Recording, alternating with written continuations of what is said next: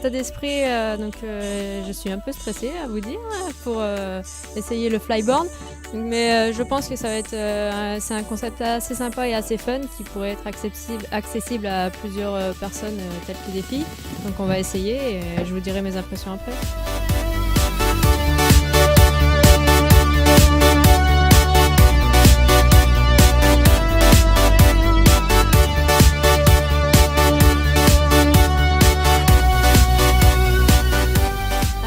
Le flyboard, comme je vous ai dit, c'est vraiment un concept super génial. Je viens d'essayer, je me suis régalée, j'ai fait un quart d'heure dans l'eau très très fraîche et pourtant je me suis très bien amusée. Un peu complexe au départ pour se lever, mais dès qu'on a le coup en main, c'est parti.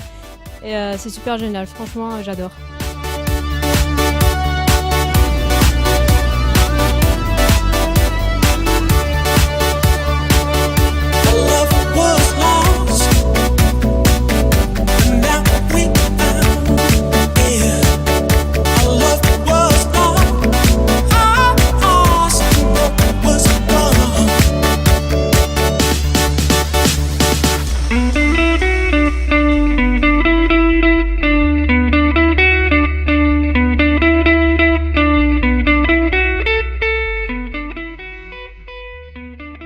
Alors le fonctionnement est très simple, en fait c'est un tuyau qui vient se connecter à n'importe quelle turbine d'un jet ski ou d'un engin comme vous avez vu sur la première vidéo. Ça peut s'adapter sur n'importe quel jet, il suffit d'une puissance de à peu près 100 chevaux pour déjà décoller à 2 mètres de haut en fait. Après il est recommandé d'avoir à peu près 150 chevaux.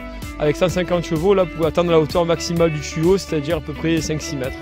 Le principe est simple, c'est un tuyau donc on connecte, il y a un système de rotation qui permet en fait de maintenir le tuyau en pendulaire. Il y a un système de rotation ici au niveau du tuyau qui permet que le tuyau ne s'en mêle pas et aussi de pouvoir faire des virages assez facilement. Ensuite vous avez donc là vous pouvez voir les buses principales qui permettent de donner la poussée pour décoller. Et ici vous avez les buses en fait de stabilisation qui viennent se fixer aux mains. Alors en fait, on a 3 versions au niveau du flyboard. On a la première version qui va être en fait dédiée à tout ce qui est location, initiation et pour les personnes qui sont vraiment en apprentissage, où la personne en fait est sur le jet, s'occupe de démarrer et de gérer l'accélérateur. Donc ça c'est vraiment la version la plus simple pour apprendre. Au moins l'utilisateur de la flyboard n'a pas besoin de gérer la puissance délivrée, il ne gère uniquement la hauteur qu'avec l'inclinaison des pieds. Ensuite on a la deuxième version de la flyboard qui là permet en fait de démarrer, d'avoir un coupe-circuit, d'arrêter le jet depuis la flyboard, mais aussi d'accélérer grâce à en fait un potentiomètre qui passe le long du tuyau. Donc en fait l'utilisateur de la flyboard peut être seul et sans personne sur le jet en fait.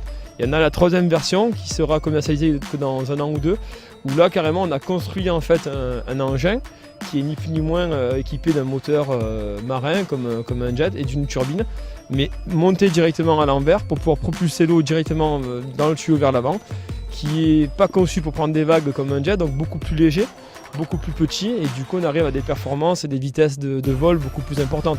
Avec un jet en 250 chevaux, vous allez atteindre à peu près 25 km/h, là on arrive avec notre engin à atteindre à peu près 40 km/h.